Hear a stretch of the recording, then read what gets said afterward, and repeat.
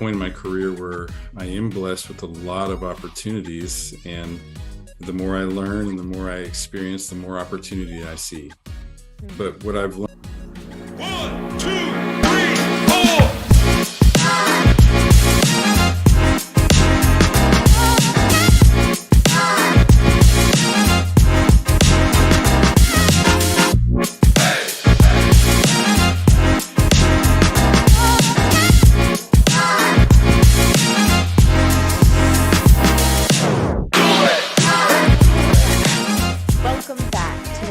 Episode of today's Medical Sales Leader, and I have somebody special with me here today.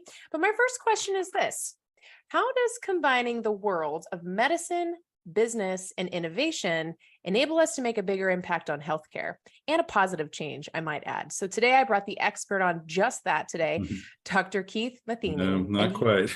Yes, you are. So today, as everybody knows, if you're joining us for the first time, welcome. We're so glad to have you.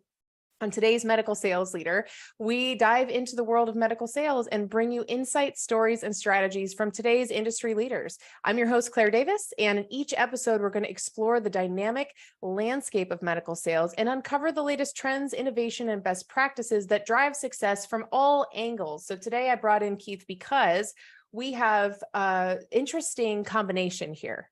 So we've got someone who is an exceptional Vanderbilt-trained otolaryngologist with a passion for patient care and serial business owner. So I'm really excited to have you here. Thank you so much for joining us today. Thank you, Claire. I'm excited to be here. Awesome. So if I could introduce you really quickly, for anybody who doesn't know Dr. Matheny, he's got an incredible medical practice out in North Dallas. He specializes in rhinology and sleep and leaves a profound impact on lives, but his journey does not end there. An early adopter of cutting-edge technologies and an inventor of groundbreaking medical devices, he's already founded 2 device companies, Septum Solutions and make sure I'm saying this correctly, by the way. Yeah, we say Otologic Solutions. Yeah, we say otologic, but who knows? Tomato. Solutions. That's why I bring the experts. You're keeping me sharp. And he's really revolutionizing the ENT industry. So we're going to talk about that a little bit later today, because he not only is helping patients, but also providers and the industry thrive as a whole. He's the founder and chairman and CEO of US ENT Partners, and he's pioneering a unique group purchasing organization, bringing significant cost savings to ENT physicians nationwide by ensuring top-notch efficiency. So beyond these medical ventures, he co-founded Sleep Vigil, leading the charge in remote patient monitoring for sleep apnea care and creating new revenue streams for medical practices, as well as a jewelry company. So your impact extends to your community. I know you do a ton of volunteer work. You're always active on LinkedIn. So my question for you is, how do you find the time to lead all of these industry changing initiatives? Well, it's busy, admittedly, Claire, but Yeah. the short answer is I could not do any of these things without great teammates in every aspect you listed. That's where it starts and ends, really. Yeah. It's incredible. We were just talking off camera about, not just the incredible teams we have that we surround ourselves with. I know you've had a lot of experience hiring and building teams, but also families too. So I'm really grateful to have you here today. And chiefly, the first thing that drew me to you was we had a conversation once, and I think the theme was, why in the world isn't there a business class or business-like classes for our physicians when they're training? And that's something that I've seen you develop. You've got this real keen eye for opportunity. So my first question really is, when you're assessing different opportunities that you want to get involved in, how do you decide which one you're going to go after? And what is the overall reason for pursuing those specific opportunities in the first place? That's a great question. It's a great way to ask that. I'm at this point in my career where I am blessed with a lot of opportunities, and the more I learn and the more I experience, the more opportunity I see. But what I've learned in my old age is everyone has limited bandwidth. Even if you have a lot of bandwidth, it's not unlimited. And so everybody, including yourself, is best served saying no. to a lot of things, and really being wise in what you choose to put your energy into. So for me, I guess my guiding light, my mission statement is, what can really help my colleagues in the ENT, the ear, nose, and throat space, and what can really help my patients have better outcomes. So when I talk about my colleagues, I think about them from a business standpoint, really.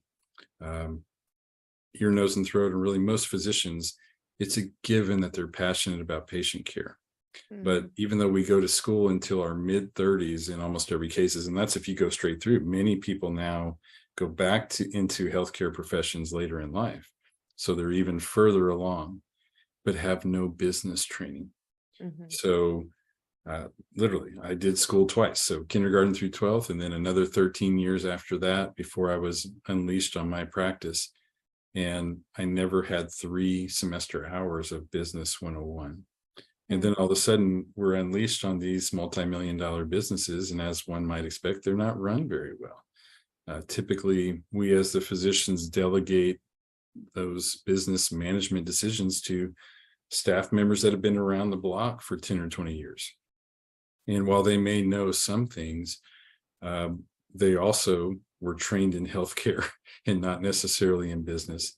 And so many of my colleagues, especially now with the economic factors, I'm sure we'll talk more about that in a second, we just don't have the margin for error to run bad businesses.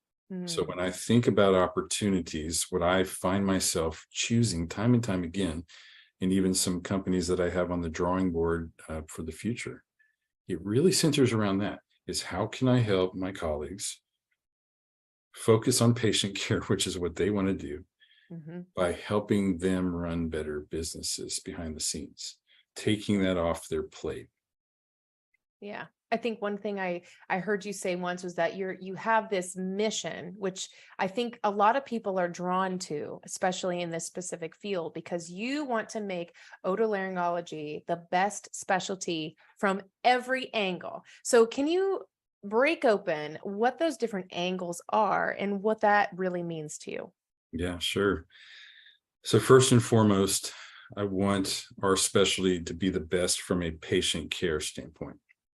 So, the devices and technologies that I've invented or helped invent with colleagues, or other things that I study and test and help other people bring to market, I want them to result in the best possible patient outcomes. So first and foremost is patient outcomes. Then very close second, as I mentioned a second ago, though, is I want my colleagues, I want the providers to view their own specialty as the best in medicine.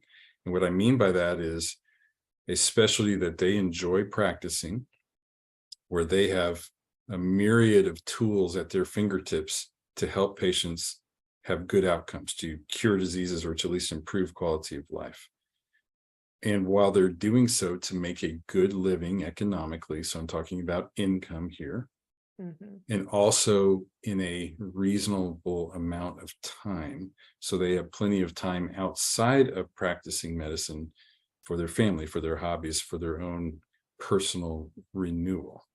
But then it's even beyond the patient and the provider, right? So I'm very friendly with industry. So I want the medical device and the pharmaceutical and the technology companies to be just as successful in this space too. Meaning, because of a partnership with these providers, we're able to constantly innovate and improve what we're treating or bringing to patients for their better outcomes. So those companies are also successful. Even the dreaded insurance companies, the third-party payers that usually are the butt of all the jokes, I want our specialty to be the best from their perspective, meaning the dollars that they spend on services rendered by otolaryngologists on their patients yield good outcomes, and they minimize complications or more serious diseases down the road. We care for so many serious things like obstructive sleep apnea, head and neck cancer, so many things. So I want it to be worth it for the payer. And even from the perspective, and Claire, you spend a lot of time in medical sales too. even from the perspective of who works within the field. So the Mhm. folks in our offices, from the front desk to the medical assistants to the mid-level providers and the specialists like audiologists and allergy nurses, but even the sales professionals. So I always have my eyes open when I have an excellent customer service experience at a restaurant or Mhm. at an airport or who knows where. I'm always looking for someone that has that natural talent to see if we could use them in the ENT space. Um, Yeah. and so I don't know that we've accomplished that yet, but ENT is an amazing specialty already from all of those angles. Not because of me, I'm saying because of the collection of people that we attract. And do you feel like this specialty in particular has more of a runway to achieve this kind of vision than other kind of specialties? I do. Yeah, it's a great question too. I've never been asked that, but I do. Outside of head and neck cancer, most of the disease states we take care of are quality of life Mhm. rather than life and death. So I really do think that goal is achievable. And while it's not necessarily life and death, sometimes that means it's more expensive, right? Mhm. When we're dealing with lifelong diseases, that's very, very expensive for the patient and for the payer. So take a couple examples. Obstructive sleep apnea, like I mentioned before. Mhm. Well, that's more than just snoring. That's more than just an inconvenience for your bed partner. That's a very serious disease where you're spending most of the night or a lot of the night with very low oxygen, holding your breath, uh, night after night after night, year after year. So over time, that has health implications head to toe, from high blood pressure to strokes to cardiovascular disease to memory loss or short-term memory loss, dementia, but it also has implications in the short term. Drowsy driving, we're really trying to raise the awareness that drowsy driving is just as bad as drunk driving. Wow. Think about that. Yep. And so that disease alone, any innovation we can make there is safe for society and much better for the system. Think about something simple like ear infections and little kids. Yep. When the child is sick, they can't go to daycare, the parent can't go to work, that has major economic implications in several levels. Think about allergies and medicine head. It's a common topic for pharmaceutical company marketing. Less medicine head, more medicine head. Well, that employee may be sitting at their desk, but they're not performing at their peak for that Mhm. company. Think about hearing loss and what we've seen lately with the correlation with cognitive decline and dementia. And there's 50 or 100 other diagnoses cared for by an ENT doctor that meet the same criteria. And so I often make the case when I'm talking about this topic that our specialty is the most economically impactful that there is, because these are chronic diseases, lifelong diseases that tend to have a lot of economic implications. And they certainly lead into so many other complications if not addressed. I think Mm. they also sound like some things that people are willing to put up with and live with for too long. And then, it's really hurting them significantly Yeah, in the long we run. really saw that during COVID, for example, when Hmm. people were holding on to their cash or it just evaporated and people got really pragmatic about what they would spend their money on. So Hmm. certainly for a period of time, elective cases were closed. I mean, we as a specialty were scared to practice our craft early in COVID. We heard all these rumors about, well, the virus lives in the nasopharynx, the back of the nose. And we would hear, oh, well, everyone in an OR in China died after operating on a patient with COVID in Iran. And so you hear all these rumors. I don't know if any of them were ever substantiated, but after we made it through that, we were willing to perform these kind of cases, but the patients weren't because their quality of life. And as people were laid off or furloughed or, uh, you know, basically just cash disappeared for so many people around the world, Hmm. they put off treating these diseases, and that now 3 years later, it has gotten worse. So for that's so interesting. And it's it's amazing how long people are willing to live with things like that. And truly how much more expensive it can be than to treat it down the line. Right. So if I were to, if I were to put everybody on a level playing field, private practice physicians and those who are in managed care groups, is this kind of growth and business growth and mentality available for everyone? Or is this really focused just on private practice physicians and groups? That's a great question. Yeah. When I think of USCNT, that particular company, that is a group purchasing organization, which what that is it's a buying group like Costco or Sam's Mhm. Club, for example. It's a large organization. We have hundreds, if not thousands, of doctors that are purchasing together. So we have that buying power to work with industry to bring significant value, cost savings, but also new, business efficiencies, new revenue opportunities. But the answer to your question is that it really only applies to physicians that have the freedom to run their own businesses. Mhm. So my colleagues that are in medical school situations or work for large health systems or in the military, et cetera, they really are more of an employee. They don't have as much choice on these kind of things. So where I can impact the most, I think, is what you're asking is the independent community physicians. ENT is relatively small. There's, the best we know, there's only about 5,000, maybe 5,200 community physicians like me. Oh, So people that are really free and clear, that are practicing in an independent private practice and make all the business decisions, good or bad, make all the purchasing and technology decisions, good or bad.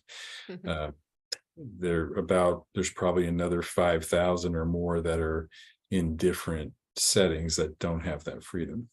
Mm-hmm. Mm-hmm. And for those who do have that freedom, I'm sure they like any practice are no stranger to reps coming into the office and partnering to provide the care.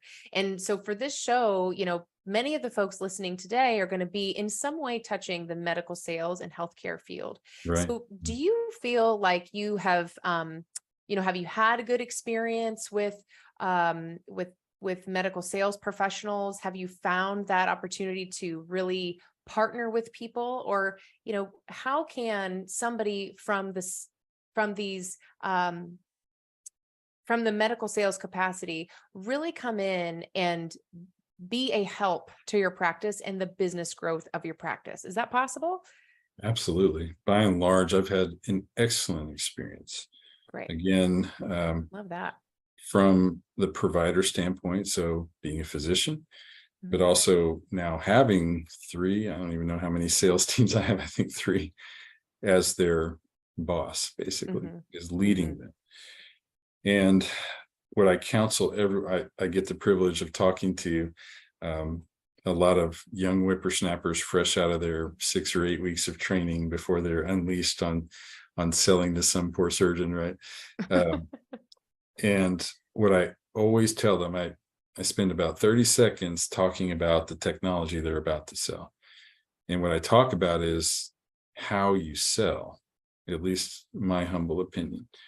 And that's building a relationship. And it's nothing new to you, Claire. Obviously, you did it Mhm. extremely successfully for a long time. And not just building a relationship on the golf course or at happy hour. I mean, really diving into that physician's business, understanding what makes them win, right? So there's a lot of people are twitchy talking about the business sides of healthcare because patient care is a sacred, it- our job is different than other professional jobs. What we can do in 5 minutes, 15 minutes, 20 minutes of our time, we can completely change somebody's life. I'm Mhm. sitting here in the afternoon and I think I did 10, roughly 10 procedures this morning, surgeries and procedures. Oh, But wow. for each of those people, this was a major day in their life. Yeah. And I try never to forget that because to me, a lot of them are now very simple to do. I have a lot of experience. Mhm. I really try to remind myself every time, this is a big freaking deal for this patient. And like, this is a scrapbook moment for them when they had their tonsils out, when they had their sinus surgery. And for me, it's for my colleagues and I, it becomes so routine. So I try to impress upon sales professionals that, but even more, getting to know what makes these businesses profitable. So Mhm. I say that patient care is a sacred thing, but we're not saints and we're not monks and we're not supported by some charitable organization. We run for-profit businesses, although many of my colleagues are not making a profit. They're Yeah. not running good businesses. And so when the sales rep understands that in ways to make that doctor win in business, that's what I'm talking about. That's a sticky relationship. Whatever widget or technology that you happen to be selling, that's a foregone conclusion that physician is going to buy that and be loyal to you because Mhm. you're helping them. So let me give you two quick examples of what I mean. Okay. First, in the OR.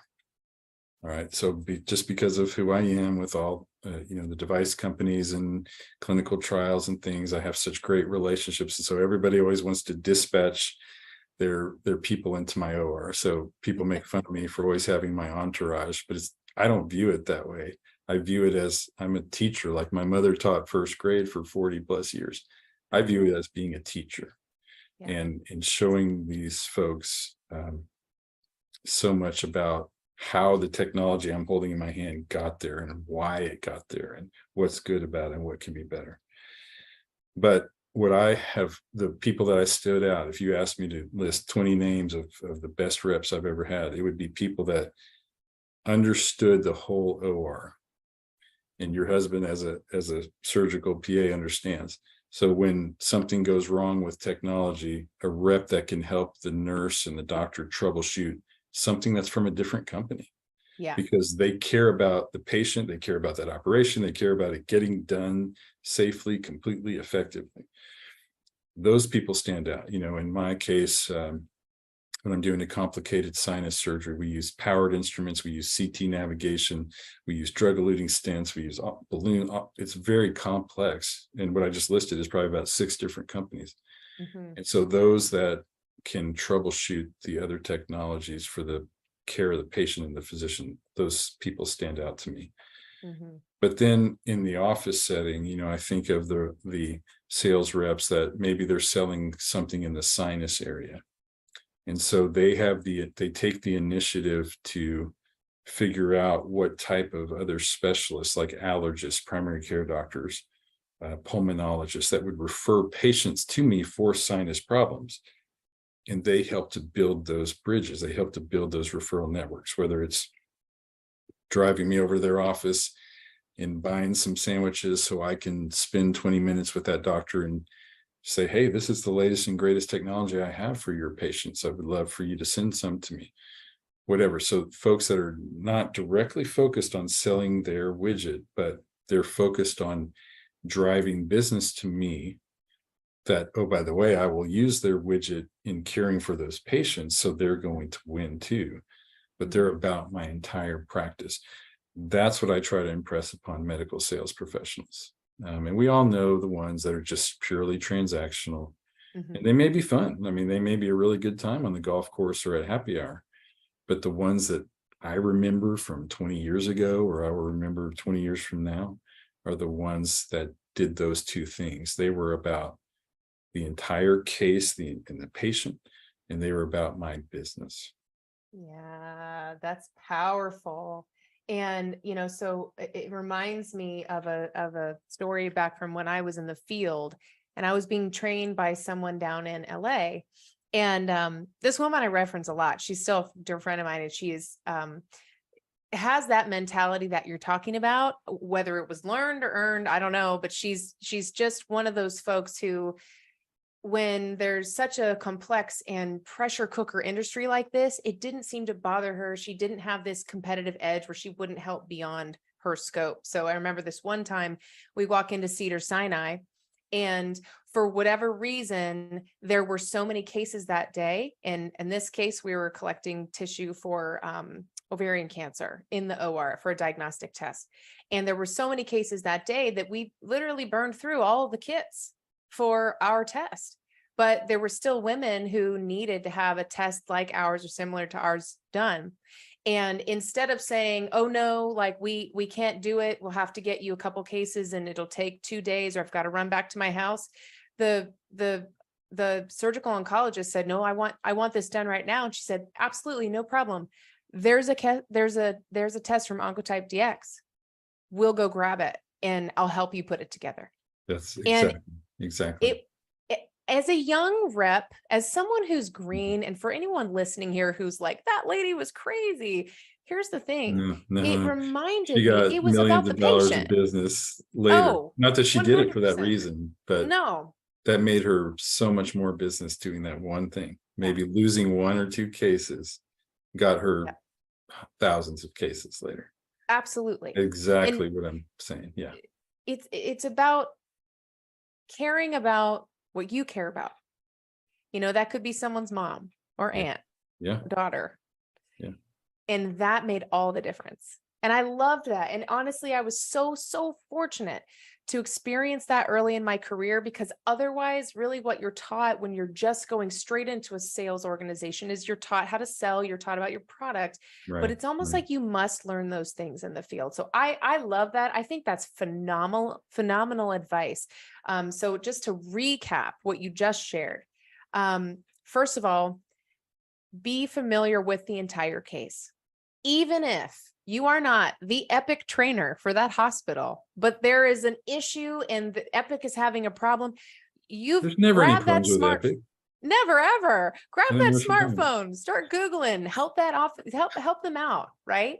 And I love that you talk about a way that medical salespeople can be a real asset by helping you to build your business. And again, the whole point of this is building your business, connecting you to referring providers, helping you to have a thriving business as a physician, means that more people get better healthcare, right? Exactly. Greater access.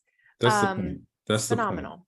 That's the point is, Yeah. there's no reason that we can't be successful financially, but that's not the central goal, Yeah. right?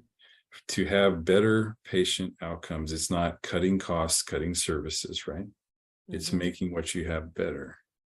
And that's, I've never been able to tolerate reductionist type people that come in and just say, all right, well, we got to cut X million dollars here, so we're going to do this and this, instead of trying to make so many millions of dollars more.